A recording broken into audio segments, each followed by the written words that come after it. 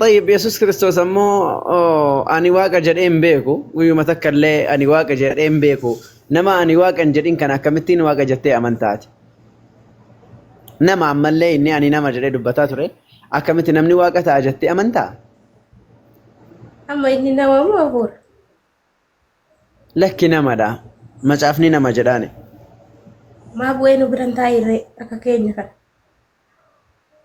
ما نبرة أو رب ملء برتون نبرة عطرني وجنياتني لغني أركان كبتني وركان موشت تولي ميلاسات ديبني رفنسا ميلاسيت رفنسا متاسيتين اللي إشين تكو مريم جرمتي إشين رفنسا متاشيتين اللي ميلاسات أرقدي في شتو تجابسته فابتن قوتي برة عطرن برتون اللي وجنياتني وجن لغني وجرفني دوني وجيابتني akkasit deemaa ture Yesus lafarra deemee dadhabeellee hatta yeroo utuu deemuullee dadhabee bishaan wahii namallee kadhatee bishaan naa kenna abboo hin dheebodde jedhee bishaan kadhatee hin beela'e jedheellee qurxummii kadhatee qurxummiillee kennanii fi nyaatee bishaan illee dheebotee kadhatee dhugee bar macaafarra jira hundisaa si agarsiisa yoo barbaade.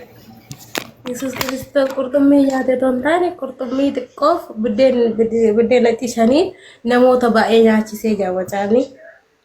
Maariyaamiin immoo yeroo shittoo miila isaatti yeroo dibdee rifeensa mataa isheetiin irraa qaraqdee jedha hin beekna. Lammiffata immoo Yesus Kristos namni karaa koorra deemee gara abbaa dhaqaa jedha. Ayi isa san itti deebi'a rakkoon qabu mee bakka inni itti qurxummii nyaate si garsiisu rakkoon qabu sanillee si ibsa rakkoon hin jiru qurxummii nyaachuu isaa si garsiisu waan macaafarraa. Iddoo inni itti qabatee nyaata. Okay. Ish.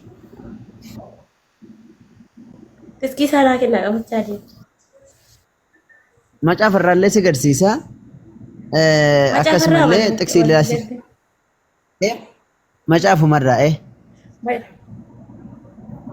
Macaafa Luqaas Wangeela Luqaas boqonnaa 24 lakkoofsa 41 irratti akki jedhu isaan gammaduudhaaf raajeffachuu irraa kan ka'e boqonnaa 24 lakkoofsa 41 fi 42 43 41 42 43 dhaggeeffadhu hundeetii dubbisaa kunoo ilaalilleedha of biraallee banadhu isaan gammaduudhaaf raajeffachuu irraa kan ka'e ammayyuu amanuu dadhaban waan nyaatamu tokko asii qabdu jedheen in kadhate waan nyaatamu tokko asii qabdu jedheen kana irratti isaan qurxummii waadamaa seeraa tokko kennaniif inni fudhatee isaan fuulduratti in nyaatee jedha inni fudhatee isaan fuulduratti in nyaate qacam godhee nyaatee jedha macaafa. Agarsiisaa jiru iyyuu barsiisaa. Okay. Kuno sigarsiisuu jira kuno sigarsiisuu jira kuno Luqaas boqonnaa 24 lakkoofsa 41 42 43 isaan gammaduudhaaf raajeffachuu irraa kan ka'e amma iyyuu amanuu dadhaban waan nyaatamu tokko asii qabduu jedheen kana irratti isaan qurxummii waadamaa seeraa tokko kenninaaniif inni fuudhee isaan fuulduratti in nyaate gixxam godhee nyaatee jedha. Booddees Yesus argite isin wajjin yoo hojii sana itti fufaa ture waa'een. Kana booddee Yesus yommuun isinii wajjin ture waa'ee kootiif seera Musee macaafa raajotaa fi macaafa faarfannaa keessatti kan caafame hundinuu raawwatamuuf akka jiru kanan isinitti hime kunoo isa kana isaaniin jedhe ergasii macaafa haa hubataniif sammuu isaanii ibseef Kiristoosichi dhiphachuuf guyyaa sadaffaatti du'aa ka'uuf akka jiru yaada garaa geeddarachuunii fi ifamuu cubbuu maqaa isaatti Yerusaalemii jalqabee saba lafa irraa hundumaa itti akka lallabamuuf jiru caafameeraa jedhe. So walii galatti nyaateera jechuudha qurxummii gixxim godhee nyaatee jechuudha. Luqaas boqonnaa 24 lakkoofsa 40 argite.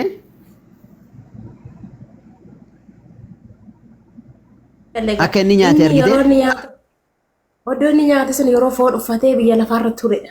Macaaficha rarree jiraan yoo isin ibsuu wallaalellee macaafarra gooftaa Yesuus akka inni foon uffachaa ture hin barsiisa macaaftii keessatti ree caa hin beekarree. Akka inni bidiruudhaan saba wajjin otoo deemuu dadhabee rafee bidiruu keessas hin beeka akka qilleensi ka'es nan beeka. Amma kanaan hin barbaadu gooftaa Yesuus egaa du'ee booddee guyyaa meeqa ture garaa boollaa keessa? Macaafa marraa naa himtu. Yesuus du'uu keessatti wal dhabbee jira macaafa keessa. Bakki gariin kan du'uu isaa mallattoo agarsiisu jira. Bakki gariin immoo akka hin duune kan agarsiisu jira macaafni jechuudha. Macaafni du'a Yesuus keessatti wanni gad dhaabbataan hin jiru. Akka inni hin duunellee macaafni ni agarsiisa. Akka inni du'ellee ni agarsiisa. Lamaanuu jira. Ammoo waa'ee du'uu isaa keessatti inni akka jedhetti guyyaa 3 jedhee garuu kan inni du'ee boolla keessa bule immoo akka macaafaatti guyyaa 3 hin gahu. Inni ammoo guyyaa 3 jedhe. Akka inni macaafni jedhutti immoo 3 hin gahu. Lammaffaa immoo deebitee akka inni hin duune immoo xiqsi hin agarsiisu jira. Fakkeenyaaf Yesuus akka hin du'in jechuudha. Fakkeenyaaf mee bakka takkasi agarsiisa.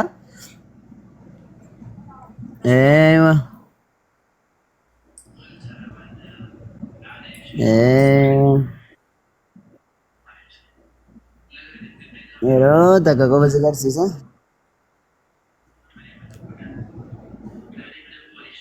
Tokkoffaa irratti Yesuus asitti akka nama ta'e dubbata. Yohaannis 7 bakka kana qofa si dubbisee waa'ee du'aatii isaatti si geessa.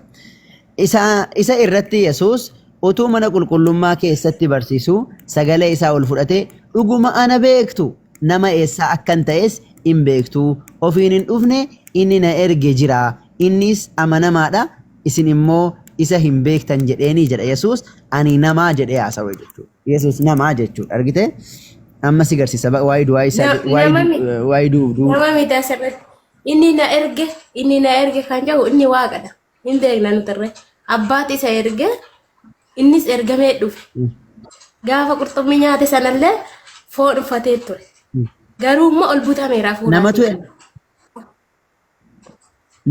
namatu ergame moo waaqatu ergame?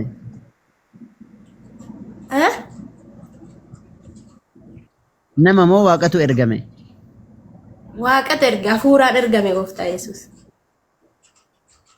Inni ergame Yesuusiin ergame sun namatu ergame moo waaqatu ergame? Naaf hin galle qawwee keessa.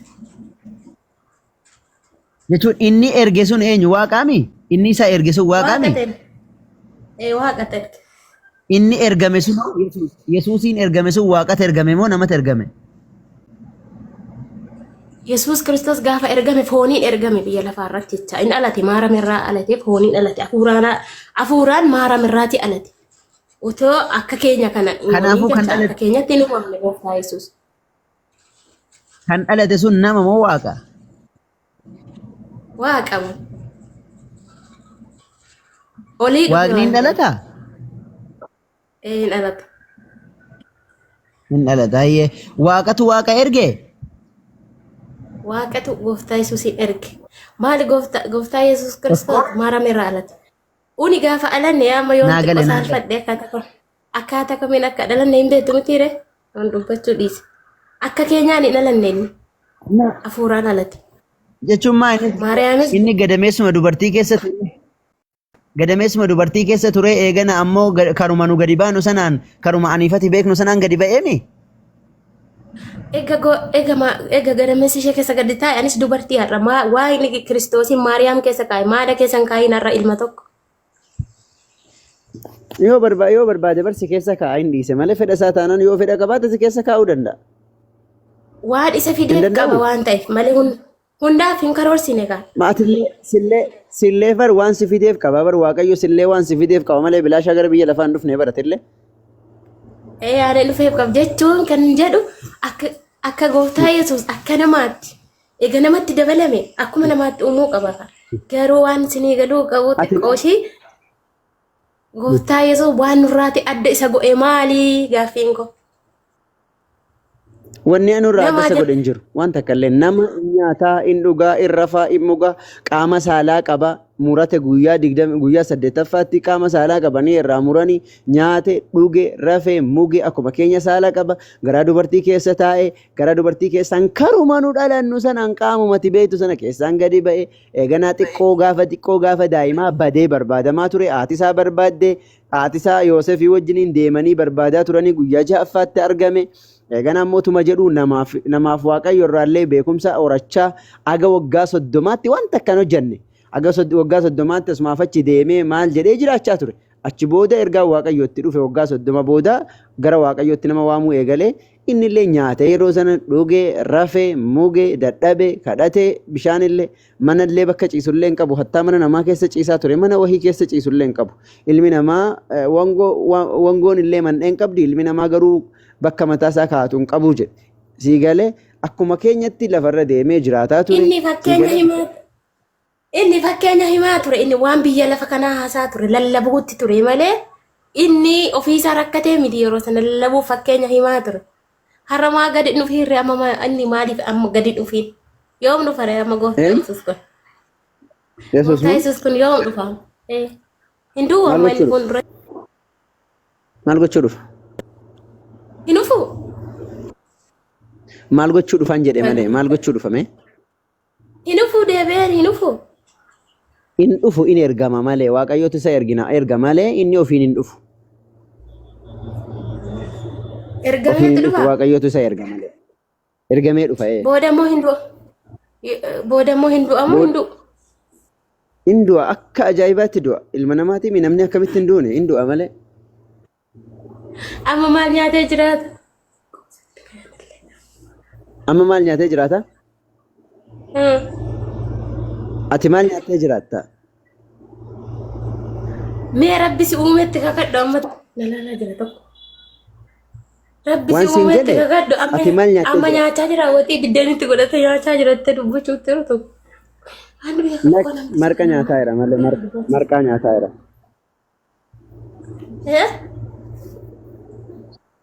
Lakki waxiidhaa osoo hin taane marqaa nyaataa jira malee.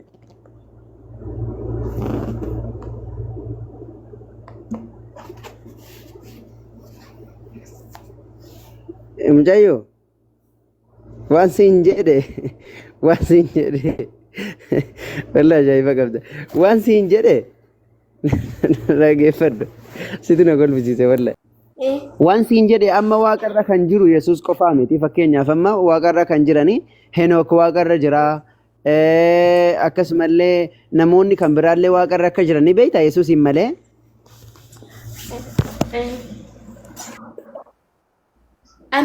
Isaan maal nyaatanii jiraatan? Sinin rakkisu aggeeffadha. Amma sinin rakkisu iddootti gooftaa Yesuus hin duune kan jiru tokko naa hima.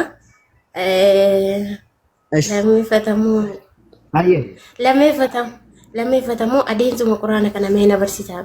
Garaagarummaa wangeelaaf quraanni maali? Si barsiisa. Sirriitti barsiisa. Sirriitti barsiisa. Kosi barsiisa. Akki jedhe Yesuusi Yohaannis boqonnaa 7 lakkoobsa 32 gubbaatti sirrii na caqasi. Fariisonni yemmus isa namoonni waa'ee Yesuus gunguman dhaga'an luboonni warri hangafoonni fariisonnis Yesuusin qabsiisuudhaaf naa'ota isaanii isatti ergan.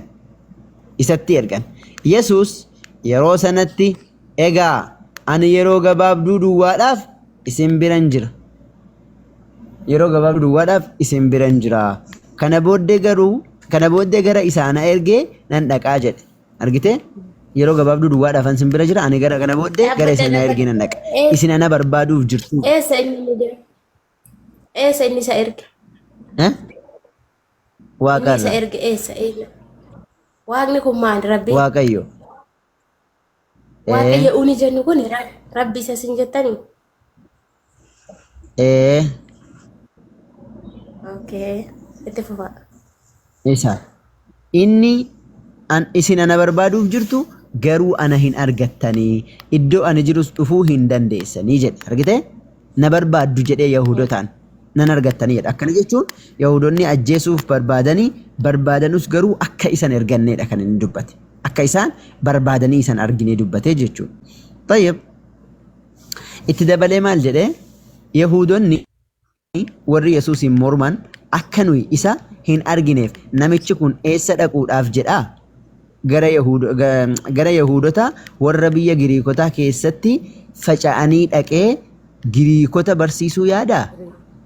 Isin ana barbaaduuf jirtu garuu ana hin argattan iddoo ani jiru dhufuu hin dandeessan jechuun isaa kun maali jechuu isaatii jedhanii waliin dubbatanii jedha. Argite? Kanaafuu Yesuus Kiristoos ana barbaaddu garuu nan argitanii jedha. Tayyib Yesuus Kiristoos akka Waaqayyo xoofoo dhiphinaa kana isarra dabarsu akka Waaqayyo du'a kana isarra dabarsu kadhateemi? kadhate. Narra dabarsu kadhateera. Thank you. Bakka takka si garsiisa. Ibroota boqonnaa 5 lakkoofsa 7 akki jedhu Yesuus biyya lafaa kana yeroo jiraachaa turetti sagalee guddaadhaan imimmaaniin kadhataa fi waammata gara isa du'a isa oolchuu danda'uutti dhiyeessee jedha. Argite? Gara eenyutti? Gara Waaqayyootti yookaan immoo gara isa du'a nama oolchuu danda'uutti kadhate. In kadhate. Maal kadhate? Akka Waaqayyo du'a isa oolchuu jechuudha. Sababii inni ulfina Waaqayyoof gad of deebisee isatti of kenneefis kadhanni isaa hin dhaga'ameefi jedha. Kadhanni isaa maal ta'e? In dhaga'ame. Maal kadhate Yesuusi? Akka du'a isa oolchu. Akka du'a isa oolchu. Kadhanni Yesuus kun dhaga'ameemi? Itti fufaa dubbisa gadi. Utuma ilmaan Waaqayyoo. Itti Utuu fufaa ilma Waaqayyoo ta'ee jiruu immoo utuu ilma Waaqayyoo ta'ee jiruu immoo dhiphina isatti dhufe hundumaa keessa abboomamuu baree jedha. Abboomamuu baree jedha. Eenyu Yesuusin abboomamaa jechuudha. Eenyu ajajaa Waaqayyoo ajajaa inni Waaqayyoof ajajama. Tayyib amma asitti waan takka si gaafadha. Ati kaatee yoo shoorxaan si qabuuf kaatee Waaqayyoo yoo kadhatte yaa Waaqayyoo shoorxaa kana narra dabarsi jettee yoo Waaqayyoon kadhatte yoo qabamtee kadhaan kee dhaga'ame moo yoo shoorxaan si qabuu baatte kadhaan kee dhaga'ame? yeroo isheen qabuu baatte. Yoo isin si qabuu baatte. Kanaafuu Yesuus kadhatee akka Waaqayyo du'a isa oolchu kadhate kadhanni isaa immoo isaa dhaga'ameera. Akkana jechuun maal jechuudha? Hin duune jechuudha. Akka Waaqayyo du'a isa oolchu kadhatee kadhaasaa hin dhaga'ameef. Maaliif dhaga'ame? Sababii inni gad of deebisee Waaqayyotti of kenneef jecha Waaqayyo isaaf dhaga'ee jechuudha. Maqalas. Kanaafuu Yesuus Kiristoos maal ta'e kadhannaa Waaqayyoon kadhate kadhanni isaa dhaga'ame hin duune jechuudha. Laqe. Raga biraan hin barbaachisu jechuudha. So walii galatti macaafa kana keessa waan lama jira.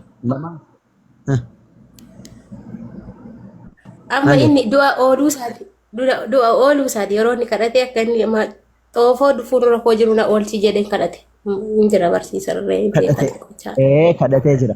Kadhatee jira. Kadhanni isaa immoo isa dhaga'amee jedha. Isaaf dhaga'ama. Amma garaagarummaa unitirree amma gooftaa Yesuusin gaafa kadhannu gooftaa Yesuus karaa inni dura deemurra gara abbaatti akka nu geessuuf amanne maali garaagarummaan isaarra inni ammasini garaagarummaan gooftaa Yesuusii fi Muhammed maalidha? Gaaffii bareedaadha. Garaagarummaan Yesuusii fi Muhammad alayhi salaatu wassalaam. Ammallee gaaffii korra deebi'aa na sirreeffadha. Amma gooftaa Yesuus Kiristoos kadhateerree kadhanni isaa dhaga'ameef. Kadhateerree ajajameerree ajjeesees kaasisees waan dinqii hojjete. Muhammadoo maal hojjete? Okay. Lammata irra deebi'ee gooftaa Yesuus ol butame hafuura. Gooftaa Yesuus ol butame hafuuraan. Muhammadiin inni gooftaa Yesuus ol bute Muhammadii maaf ajjeese?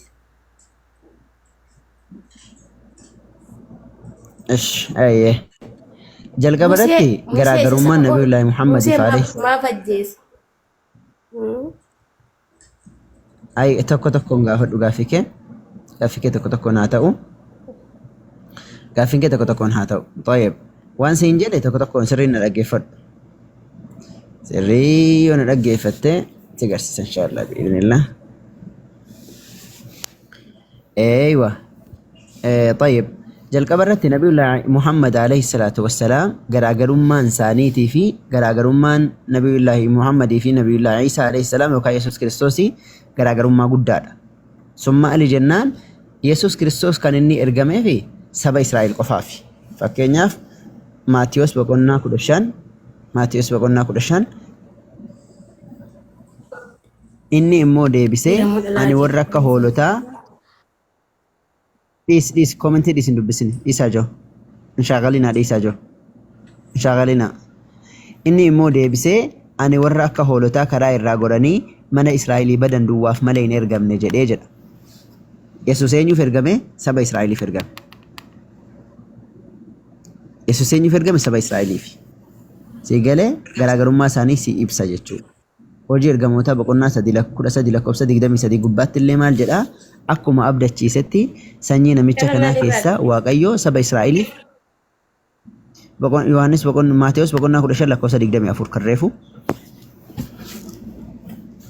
Kun ammoo hojii ergamootaa boqonnaa 13 lakkoofsa 23 akkuma abdachiisetti sanyii namicha kanaa keessaa Waaqayyo saba Israa'eliif dhufa isaa kaaseera. Innis eenyu? Yesuus. Eenyuuf kaase? Saba Israa'eliif. Kan inni ergame eenyu? Saba Israa'eliif. Nabi Muhammad immoo alayhi salaatu wassalaam addunyaa guutuudhaaf ergaman. Addunyaa guutuudhaaf ergaman. Si garsiisa ragaa wajjin. Eeywa. Rabbiin subhaanahu wa ta'ala quraana keessatti maal jedhaa?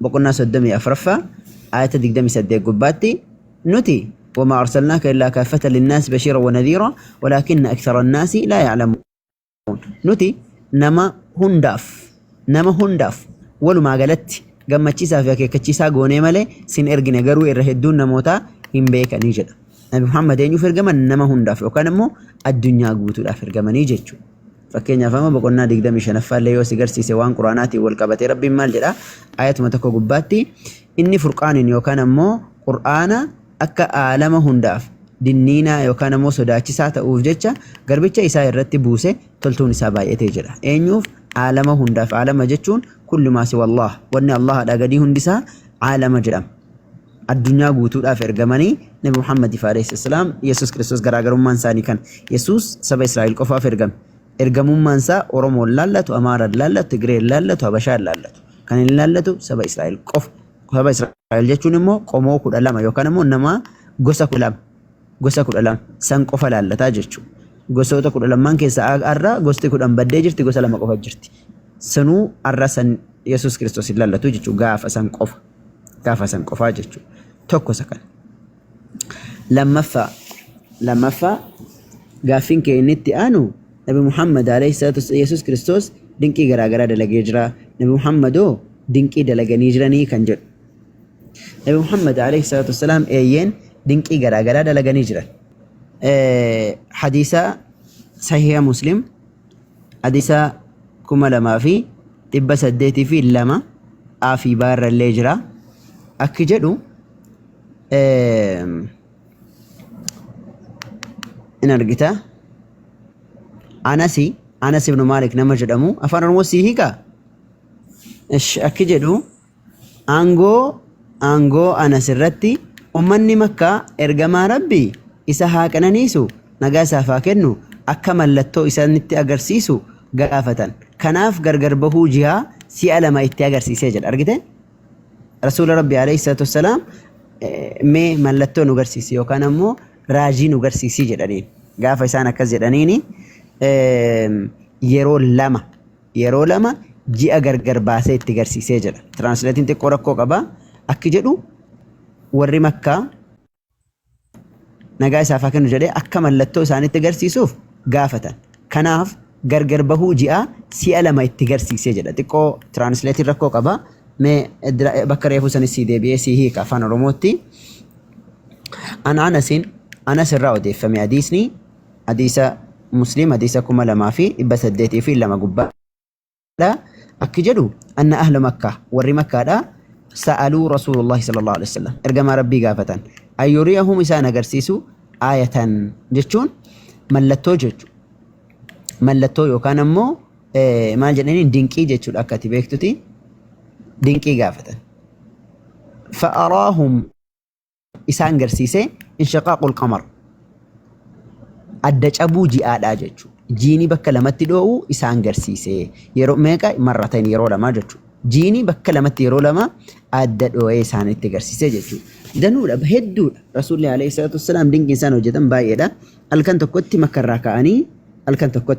makkarraa ka'anii gara Beetel Maqdis yookaan ammoo mana qulqullummaa Yerusaalem deemanii mana qulqullummaa Yerusaalem irraa ammoo gara kam deeman gara samaa'ii torbaffaa jechuudha. Gara samaa'ii torbaffaa dhaqanii Addaamiin arganii Iyesuus Kiristoos yookaan immoo Iisaa alayhi salaam arganii Henookiin arganii akkasumallee Museellee arganii namoota garaagaraa arganii jiranii jechuudha. Halkan tokkichatti ol ba'anii jechuudha. Siigalee kanaaf jecha hojiin isaan hojjetan baay'eedha. Dinqiin isaanii baay'eedha. Isin jechuu barbaadeen dinqi isaan hojjetan. Kan biraa itti fufuudhaan ammoo kan gaaffii sadaffaa Nabiyullaahi Isaa yookaan ammoo Yesuus Kiristoos Waaqayyo ol fudhatee jiin jira. Nabi Muhammadiin maaliif ol hin fudhatin kan jetteefi jalqaba irratti Yesuus Kiristoos Waaqayyoon kadhate. Maal akka ta'uuf akka Waaqayyo ol isa fudhatuuf Waaqayyoon kadhate. Kadhateera moo hin kadhanne?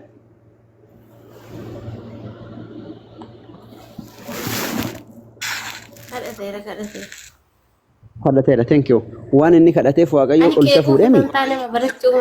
Naagal. Rakkoon hin jiru. Abshiri. Oma rakkoon hin jiru. Waanuma feeteefuu gaafadhu sii deebisaan. Yesuus Kiristoos kadhate. Kanaaf ol isa fuudhe. Hayyee Nabi Muhammad kadhataniiru akka ol isa fuudhan? Hin kadhanne. Kanaaf ol hin fuudhamne jechuudha.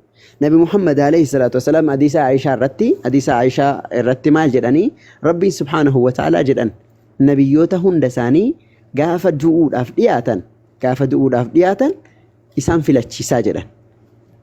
Jiraachuu fi du'uu keessaa kan filattan jedhanii Rabbiin isaan filachiisaa jedhan. Namni du'uu barbaadu in du'a, namni jiraachuu barbaadu Rabbiin isa jiraachisaa jedhan Rasuulli alayhi salatu wasalam. Eegalee kanaaf jecha Rabbi Muhammad alayhi sallam otoo ol fuudhamuu barbaadanii Waaqayyoon kan kadhatan ta'e silaa Waaqayyo alaa xoolee ol isaan fuudhaa jechuudha. Maaliif jennaan Heenook illee ol fuudhamee jira akka macaafaatitti du'allee ijaan hin agarree jedha. Macaafni maal jedha? Heenook du'allee otoo ijaan hin argin ol fuudhamee jedha. Nabi Muhammad alayhi sallam akka Rabbiin ol isaan fuudhu isaan hin gaafan. Rabbiin ajjeesuudhaaf jennaan isaanitti himnaan akka du'an barbaadan. Fakkeenyaaf Museen gaafa Waaqayyo ergamaa isaa itti ergu yookaan ammoo Jibriiliin gaafa inni itti ergu Museen dha'ee ija keessaa baase ergamaa Waaqayyoo irra. Jibriiliin jedhee maleekaa du'aa jechuu kiyya dhiifama. Maleekaa du'aa yookaan ammoo kan nama ajjeesu san jechuudha. Du'uu waan hin barbaadiniif Museen ofirraa deebise. Hin barbaanne yeroo sanitti du'u. San booda ammoo fedha isaatiin du'a filatee Rabbiin isa ajjeesee jechuudha. Siigalee kanaaf jecha Nabi Muhammad illee alayhi salatu wassalaam otoo kan isaan du'a fedhan ta'anii akka ol fuudhamu barbaadanii ol hin fuudhamu turanii jechuudha. Waan isaan du'a barbaadaniif jecha Rabbiin isaan ajjeesee isin jechuu barbaadeen.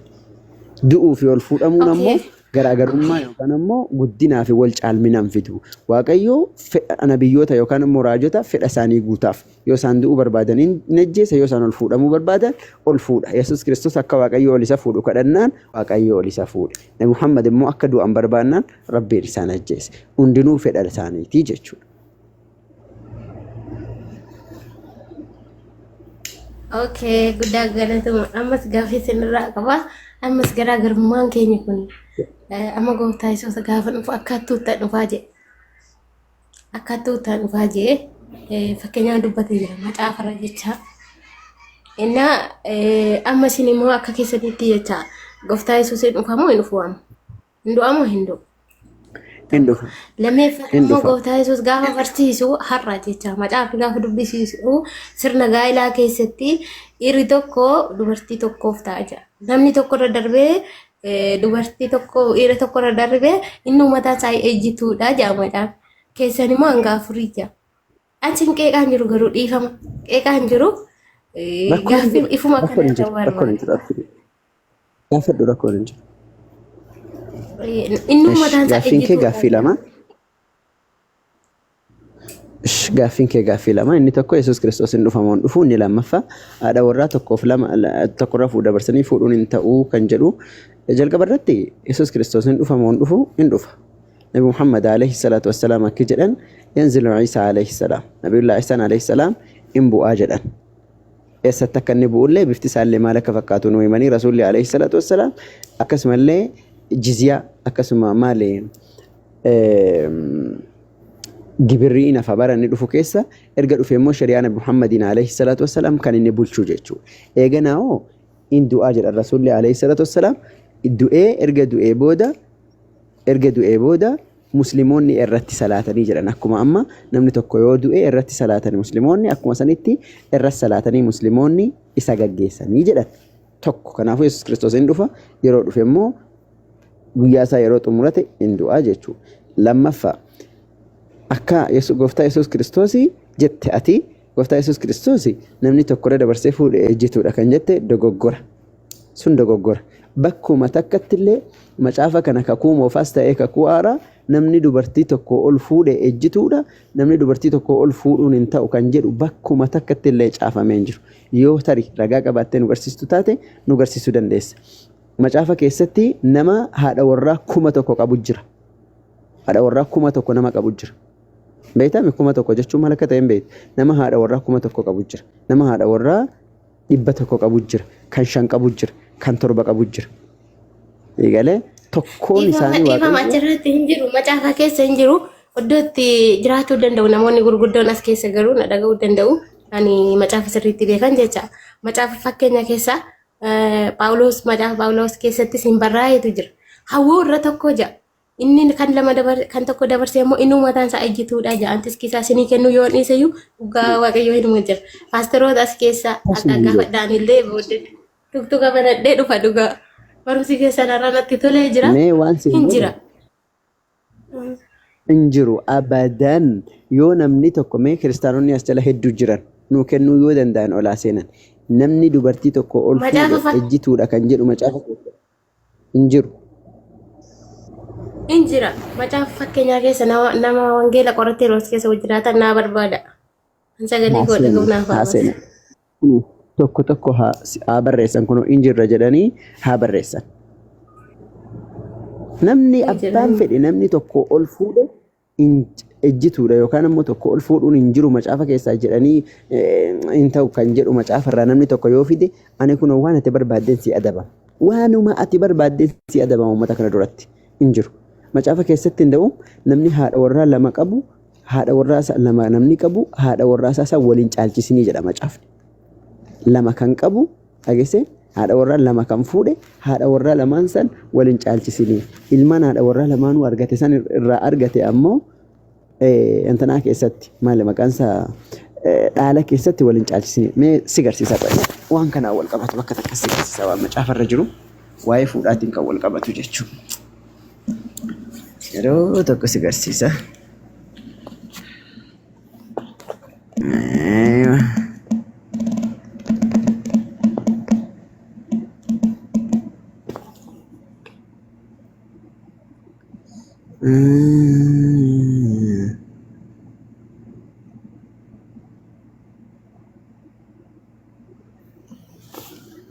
ماشي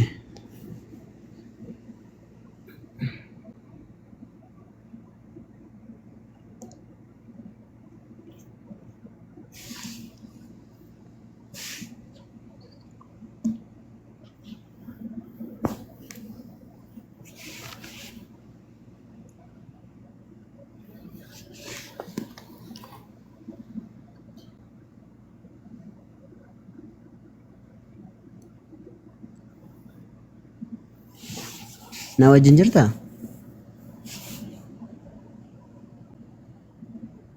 Hin jira.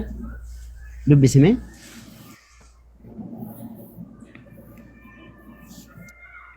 Okay. Salaman sagalee kee ol fuudhuuti.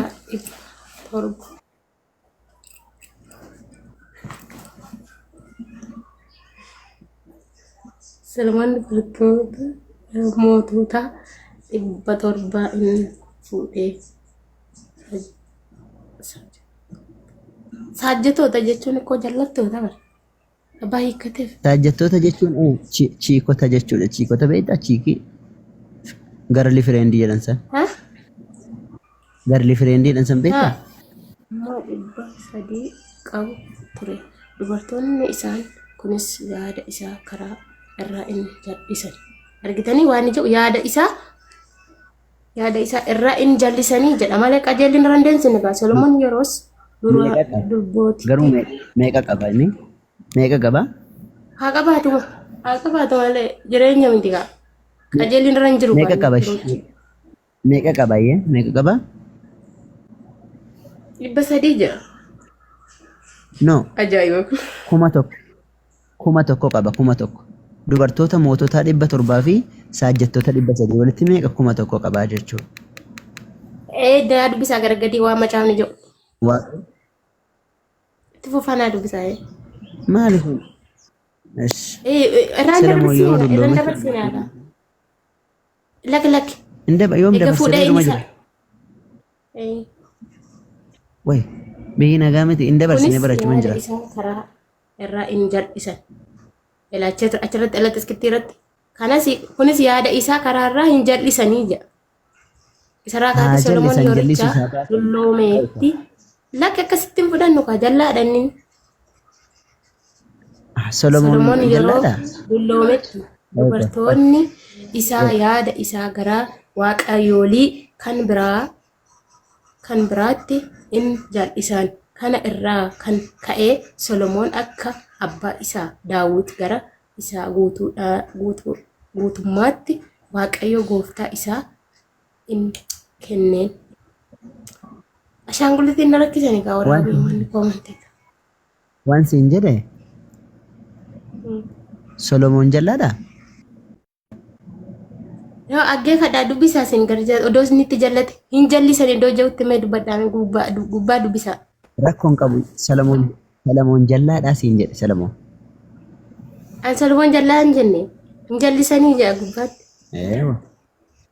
Kanaafuu bar Solomoon jechuun idda dhaloota Yesuus Kiristoos kan itti galuudha. Yoo Solomoon jallaadha jette Yesuus Kiristoos yookaan ammoo Waaqayyoo kiristaanotaa karaa nama jallaa yookaan ammoo karaa nama yaannisaa jallateetiin dhalatee jechuu ta'a. Gaafa kana Waaqayyoon arrabsuu ta'a. Seegalee namni Yesuus Kiristoos karaa isaa dhalatee dubartoota 1,000 fuudhee jira. Dubartoota 1,000 kan biraa sii kennaa qoy.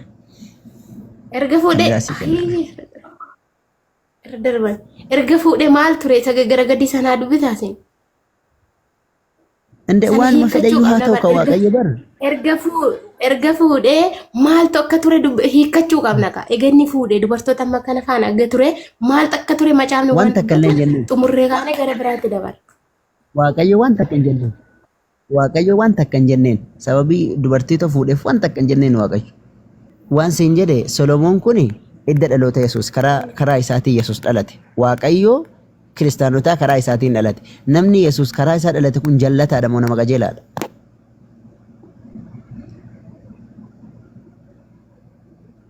Qajeelaadha. Maali jennaan Yesuus Waaqayyo karaa isaa dhalate. Otoo inni nama jallaa ta'e Waaqayyo karaa isaatiin hin dhalatu. Silaafummoo Waaqayyo adabbii takka illee ittiin kennine. Kan Waaqayyo dubbachaa jiru Yesuus Waaqayyo dubbachaa jiraami dubbii kana dubbii Waaqayyo tettee amantaami. Waaqayyo waan inni dubartii 1,000 fuudheef dogoggora hojjetee hin jenneen. Dubartoota 1,000 fuudhuu isaatiin dogoggora hin jenneen Waaqayyo. Khalas allaqee. Dhume. 1,000 qaba 1,000 qaba. Maa fuutee Waaqayyoon san gaafadhe. Bakka takkatti illee san jira kaala kunala isaa yaada isaanii jallisanii jedha macaafni irraan dabarru kaatiskitti maaliif dhugaa waan ta'eef macaafni irraan jallisiin sitti faradamaa itti sin dabalin sitti faradamaa jedha. Ilaalaan jira sin duukaa. Waan siin jedhe. Isaan irra yaada garaa waan siin jedhe qajeelina inni qabu.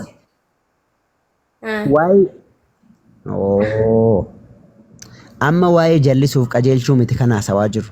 Waaqayyo dhowweera. Hubachuu qabna kaa. Jedhee gaafateera. Hubachuu qabna kaa. Waa'ee hubachuu yaada garaasaa jallisanii waan nuti naagaluu qabu. Macaafni kun yaada garaasaa jallisanii. Mee mataa qollofatteen deemini waan siin jedhu naa dhagaye. Waa'ee jallisuu siin jechaan jiru waan. Waaqayyo maaliif fuute jedhee isa gaafateeraa siin jedhe amma. Solomooniin maaliif dubartii 1,000 fuute jedhee isa gaafateeraa siin jedhe. In fuudhiin jedheera. Asitti amma dubartii 1,000 fuudhuun yookaan dubartii lama. Na dhaggeeffadhu kaa.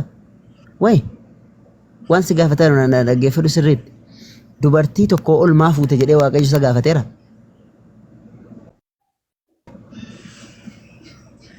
Hin gaafanne. Ani isa gaafatee miti amma kana hin jedhu ila amma barsiisaan tokko yeroo nama barsiisu jechi tokko naa galu yoo didde dirqama ifa naa gochuu qabu. Amma maal jedhe inni dubartoota sana ega fuudhee booddee ega dubartoota saajjatuutu fuudhee ega jedhee booddee yaada garaasaa jallisanii jedha macaafni. Ila maal jedha yaada garaasaa adeemsa dhaggeeffadhu. dhaggeeffadhu dubartiin jalloon tokko iyyuu nama jaalatti dhaggeeffadhu mee yeroo takka mucatti yeroo takka na dhaggeeffadhu mee rabbi jedhi waan siin jedhe asitti amma dubartii tokko ol fuudhuun cubbuudha kan jedhu caafameera jira jira cubbuudha meeti ragaa